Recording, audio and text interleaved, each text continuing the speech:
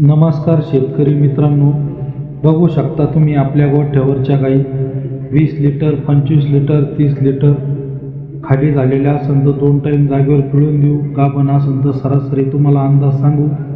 समजा 30 लिटर जर सांगितलं तुम्ही सरासरी 25-26 लिटर धरा. 2-3 लिटरचा मागे पुढं फरक होईल. 4 दात 6 दात टॉप क्वालिटी खरेदीसाठी संपर्क करा. लगेच उपलब्ध मिळेल. स्क्रीनवर दिलेल्या नंबरला संपर्क करा. जय श्रीराम.